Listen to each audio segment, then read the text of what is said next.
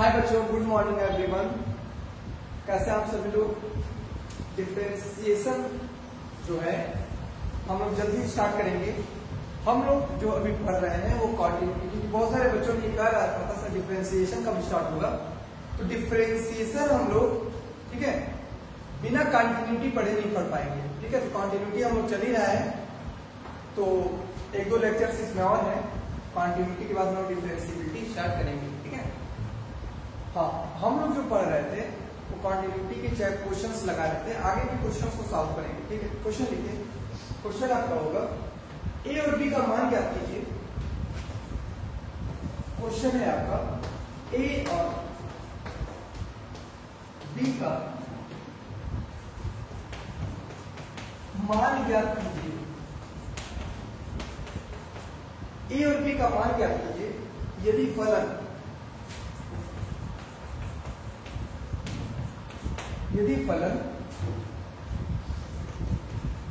f(x) बराबर x minus 4 upon mod of x minus 4 plus a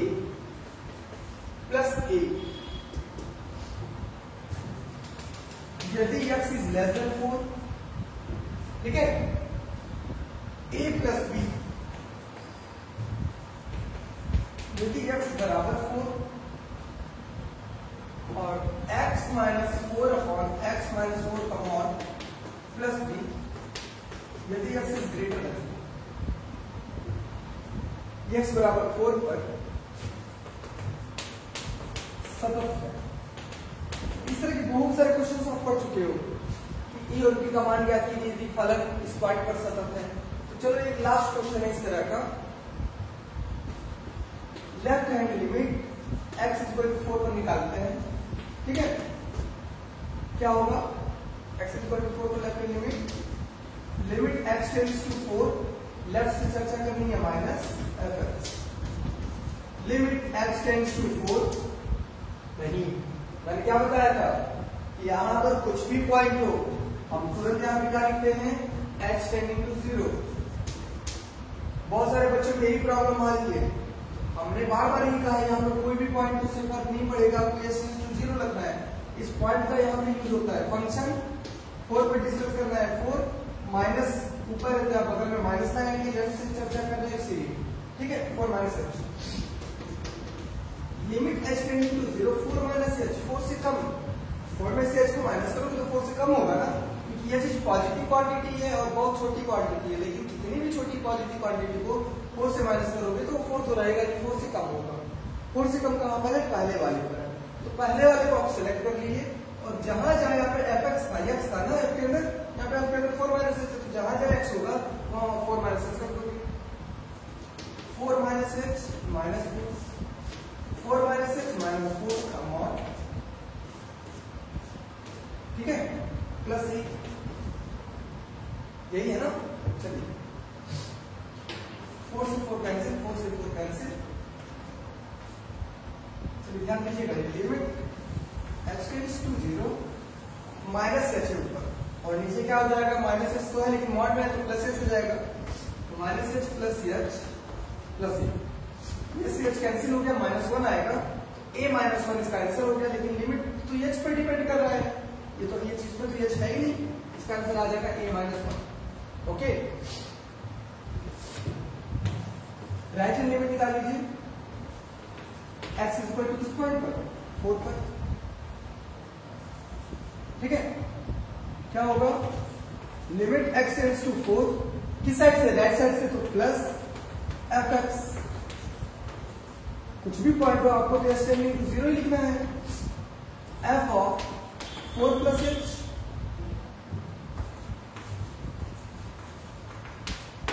4 plus h, क्यों 4 plus h? 4 plus फिर h, right side से निकालो 4 के। अब 4 में कुछ ऐड करो तो 4 से ज्यादा है, 4 से ज्यादा यहां पर है और f के अंदर 4 प्लस h है, जबकि यहाँ पे f के अंदर x है। तो x की जगह क्या यूज करोगे? 4 प्लस h यूज करोगे। कर दो, जहां x होगा 4 प्लस h यूज कर दोगे। 4 plus h minus 4 upon 4 plus h minus 4, लेकिन मॉड में है, प्लस b। ठीक है, सिमिलरली यहां से जिस तरह किया है उसी तरह से यहां से भी आएगा। लेकिन यहां पर 4 प्लस एच माइनस 4 है ना। हाँ ठीक है, यहां देख लीजिए क्या है, लिमिट एच टेंडिंग टू 0, ऊपर एच नीचे भी एच, ये जब 1 आएगा और b प्लस 1 लिमिट से इंडिपेंडेंट है इससे, इसका आंसर हो जाएगा b प्लस 1। ओके, इसका हुआ a माइनस 1। ठीक है, लेफ्ट हैंड लिमिट निकाल लिया आपने, राइट हैंड लिमिट निकाल लिया। अब फलन सतत है ना, तो फलन का मान भी 4 पर इसी दोनों के बराबर होना चाहिए। चलिए देखते हैं,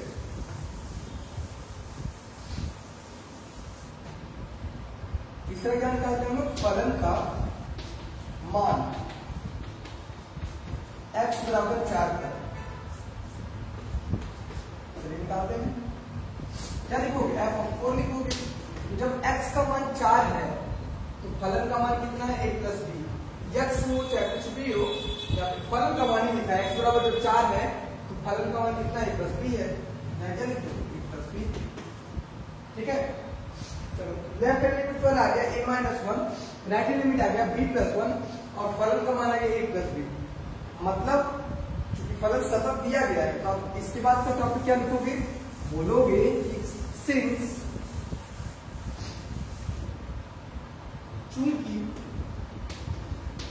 फलन x बराबर 4 पर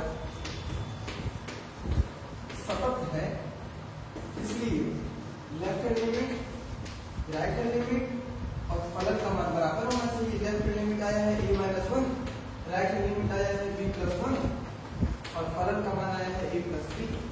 यहाँ से a और b की वैल्यू कैलकुलेट करके बताओ कितनी आएगी। जब आप कैलकुलेट करोगे, ठीक है, 3 इक्वेशन आपके सामने है, यहां से 3 इक्वेशन है आपके सामने, कैलकुलेट करिए। अगर आप लास्ट की दोनों लेते हैं, देखिए यहां से अगर आप कंपेयर करोगे, एक ही जगह ये लिखा है, इन दोनों से कंपेयर करोगे तो एक ही जगह ये लिखा है, बी क्यू क्या है, ए से कट जाएगा, बी क्यू आएगी माइनस 1। और जब इन दोनों से कंपेयर करोगे, बी की जगह बी लिखा है, क्यू आ जाएगी 1। ओके, तो ए इक्वल टू आ गया 1 इक्वल टू माइनस 1। अगर ये और बी की वैल्यू रहेगी तो फलन हमारा 4 पर क्या हो जाएगा, सतत हो जाएगा। कोई कंफ्यूजन नहीं होना चाहिए इसमें, क्योंकि बहुत से इस तरह के क्वेश्चंस आपने कर चुके हैं, कर लिए हैं। ओके, चले आगे, नेक्स्ट क्वेश्चन लिखिए।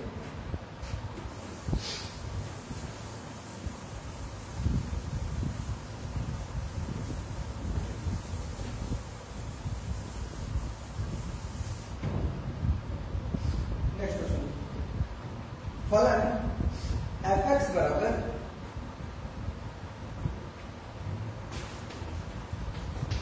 1/x प्लस 2 दिया है।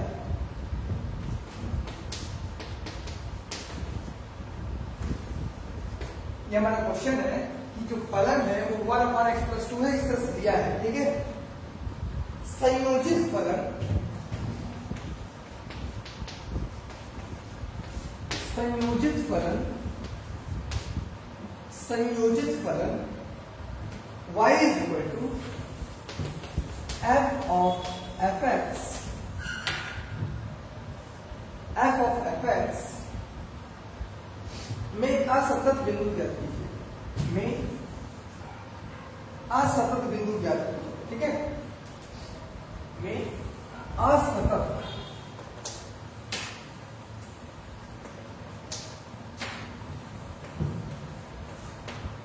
असतत बिंदु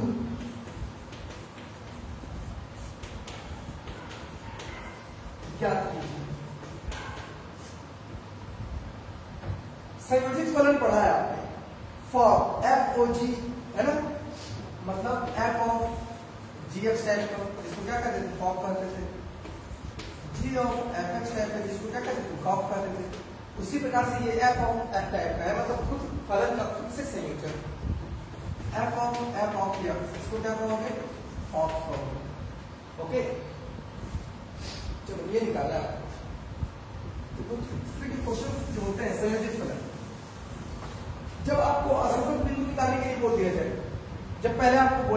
आप बताइए कि सतत है या नहीं, तो आप बता दोगे कि जब असतत बिंदु के लिए निकालने के लिए बोल दिया जाए तो किसी भी फलन में जब आप संयोजित फलन की बात करते हो या किसी भी फलन की बात करते हो और इस कंटीन्यूअस की बात पूछी जाती है, तो आप ये चेक किया करो कि फलन कहां पर डिफाइंड नहीं हो रहा, मतलब अनडिफाइंड हो जा रहा है। तो आप सोल्यूशन इसके बताओगे चूंकि फलन fx अनडिफाइंड हो जाएगा, अपरिभाषित हो जाएगा यदि इसका डिनोमिनेटर मतलब हर, यदि x + 2 0 हो जाए, यदि x + 2 बराबर 0 होगा, इसका मतलब या fx अपरिभाषित होगा यदि x बराबर -2 होगा। अतः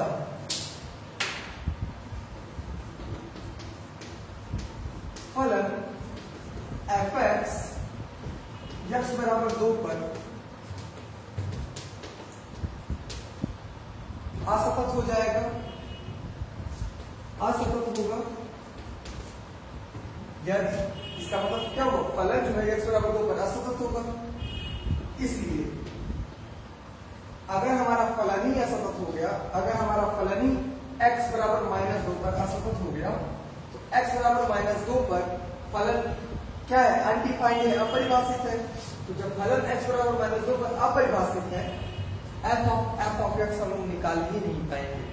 इसलिए आप कहोगे, इसलिए f of x भी x बराबर -2 पर असतत होगा। पहली बात हो गया। चलिए दूसरी बात है, कैलकुलेट करके देखिए f of x। चलिए y बराबर f of x कैलकुलेट करते हैं। ये वाला तो रहेगा ही रहेगा। इस fx की वैल्यू लिख दीजिए, अंदर वाला fx की वैल्यू लिखोगे ना 1/x + 2। चलो ध्यान देना, यह के अंदर x आ रहा है तो x में 2 जोड़ दे रहा है और 1 से डिवाइड कर दे रहा है, 1 को उससे डिवाइड कर दे रहा है। तो अब क्या करेगा, ये f के अंदर जो आएगा क्या आ रहा है, 1/x + 2 आ रहा है, उसमें वो क्या करेगा, 2 जोड़ देगा, 2 जोड़ दिया और उसके बाद जो आएगा उसको क्या कर देगा, 1 के नीचे लिख देगा। समझना नहीं, f के अंदर x आ रहा था, वो x में 2 जोड़ दे रहा था और उसको हर में लिख रहा था और x में 1 लिख रहा था। f के अंदर 1/x + 2 आ रहा है, उसमें वो 2 जोड़ देगा और हर में लिखेगा, जबकि यहाँ से 1 लिखेगा। ठीक है, इसको सॉल्व करोगे, इसको जब सॉल्व करोगे तो तुम्हारा आएगा, ऐसे लेना जानते हो सभी लोग, 1 + 2 के साथ x + 2 अपॉन x + 2, तो अपॉन x + 2 कहां चला जाएगा, ऊपर आपको मिल जाएगा x + 2 अपॉन, ध्यान देना, 2x + 2 = 4 और 1 5, 2x + 5 क्या मिला आपको, ये f of x मिला। ठीक है, बताया जाए ऊपर।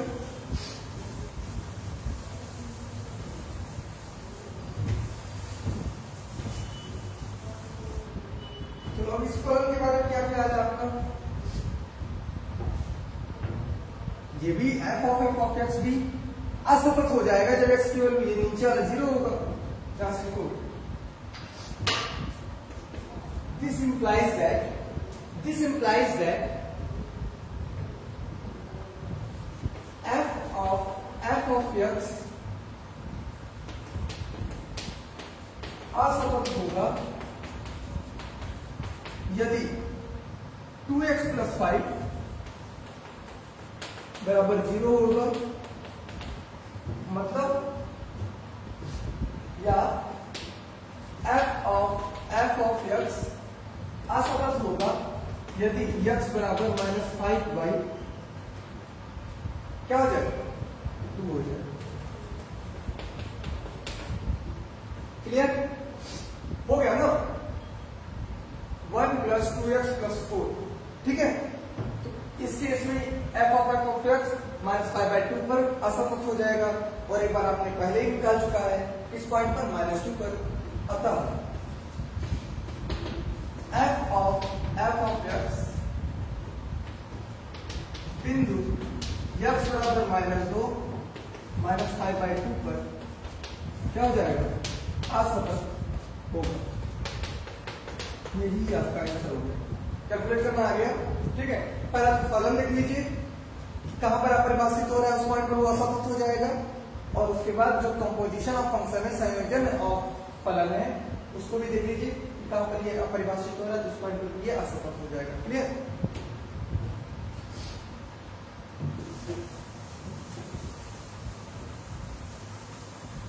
अच्छा है।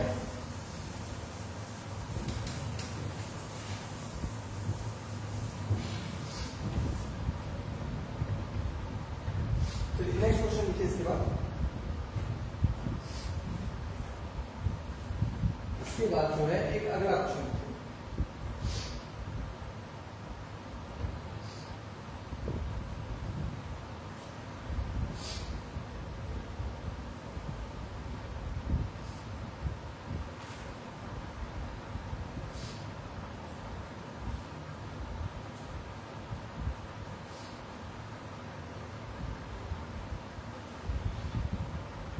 जो है क्वेश्चन लिखेंगे, फलन f(x) बराबर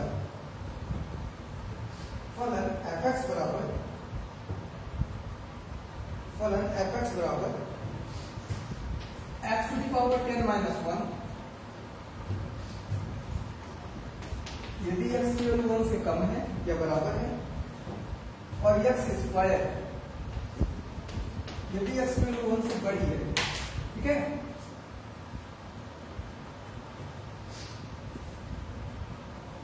कि असतत बिंदु को क्या कि असतत बिंदुओं को ज्ञात कीजिए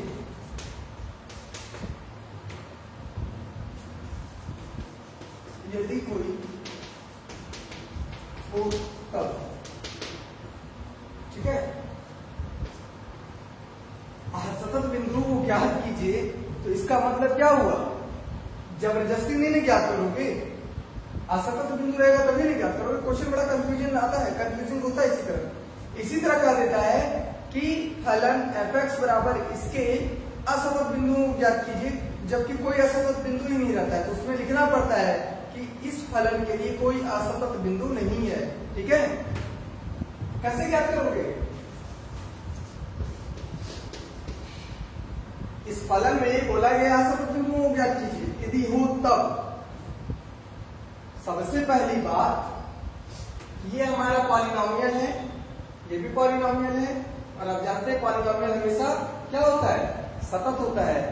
तो ये तो सतत है ही, लेकिन अगर कहीं पर शक हो रहा है तो वो 1 पर हो रहा है, क्योंकि 1 पर ही ब्रेक हो जा रहा है फलन। जब फलन ब्रेक हो जाते हैं ना, तो चाहे वो पॉलिनोमियल हो, चाहे जैसा भी फंक्शन हो, सतत हो, सतत तो है, ये अपने में सतत है, ये अपने में सतत है। लेकिन जब दो फलन अलग अलग प्रकार से परिभाषित होते हैं किसी एक पॉइंट के बाद से, तो उसमें संभावना हो सकती है कि वो असतत हो जाए। तो हमें जो चर्चा करनी होगी यहाँ पर असतत बिंदु निकालने के लिए, वो 1 पर करनी होगी। यदि इस फलन में 1 पर असतत हुआ, ये फलन 1 पर ही असतत होगा, बाकी किसी पर असतत नहीं होगा। और अगर ये 1 पर भी सतत हो गया, तो इस फलन में कोई भी असतत बिंदु नहीं है, ठीक है। चलिए हम लोग लेफ्ट हैंड लिमिट निकालते हैं x = 1 पर। क्या लिखोगे? लिमिट x → 1 - f(x)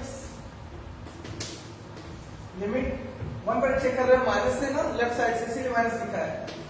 कोई भी पॉइंट आप s → 0 लिखते हो, f(1) पर चेक करना है तो 1, लेफ्ट से चेक करना है तो माइनस, और ये लिमिट s → 0 f(1 - h)। तो 1 में से h माइनस कर 1 से कम हो रहा है, 1 से कम कहां पर है? ऊपर वाले में। तो f के अंदर x है, यहाँ पे f के अंदर 1 - h है, तो जहां जहां x आएगा वो 1 माइनस एक्स रख दो, तो 1 minus x to power 10 minus 1, ठीक है, यही है ना। देखो आपने देखा कि 1 से कुछ माइनस हो रहा था, तो 1 से कम वाला, तो 1 से कम वाला ये है। सिलेक्ट करने के बाद आप देखोगे एफ के अंदर क्या आ रहा है, एक्स, तो यहाँ पे एफ के अंदर आ रहा है 1 माइनस एच, एक्स की जगह क्या आ रहा है 1 माइनस एच आ रहा है, तो रख दोगे 1 माइनस एच, तो रख दिए। आप चाहे इसको एक्सपेंड करो या सिंपल रखना चाहिए 0, जैसे ही 0 रखोगे 1 का पावर 10 कितना होता है 1, 1 माइनस 1 0, ठीक। रैशनल लिमिट निकाल लो, limit x tends to 1 plus f x, 1 plus में जब आप देखोगे limit x tending to 0 f of 1 plus h, limit x tending to 0 f of 1 plus h, 1 से बड़ा हो रहा है, यहां पर है x की जगह 1 प्लस h रख दिया, स्क्वायर का स्क्वायर कर दिया, h की भी 0 रखोगे तो 1 का स्क्वायर 1, क्या लेफ्ट लिमिट राइट लिमिट बराबर है? नहीं, क्योंकि लेफ्ट लिमिट राइट लिमिट के बराबर नहीं है, इसलिए हमारा जो फलन होगा, फलन एफ एक्स, एक्स बराबर किस पॉइंट पर 1 पर, असतत है, असतत बिंदु निकाल दिया आपने, क्या आएगा आंसर x इक्वल टू 1 पर, ये क्या है असतत। ओके, कल जो हम लोग चर्चा करेंगे वो ग्रेटेस्ट इंटीग्रल फंक्शन की होगी, ठीक है। कौन सा फंक्शन? ग्रेटेस्ट मतलब महत्तम, सबसे बड़ा, इंटीजर मतलब सभी लोग जानते हैं पूर्णांक, ठीक है, महत्तम पूर्णांक फलन, ग्रेटेस्ट इंटीग्रल फंक्शन, ठीक है, लीस्ट इंटीग्रल फंक्शन और fractional part of the function की बात करेंगे, ठीक है, जो हम लोग इस प्रकार से रिप्रेजेंट करते हैं। ग्रेटेस्ट इंटीग्रल फंक्शन दिस या this, sorry, least integral function this या दिस, और fractional part of the function this, इन सब के विषय में डिस्कस करेंगे और कुछ कंपटीशन बेस्ड क्वेश्चन को भी सॉल्व किया जाएगा आने वाले 2 से 3 लेक्चर और, ठीक है। तब तक के लिए धन्यवाद, आप लोग होमवर्क करते रहे।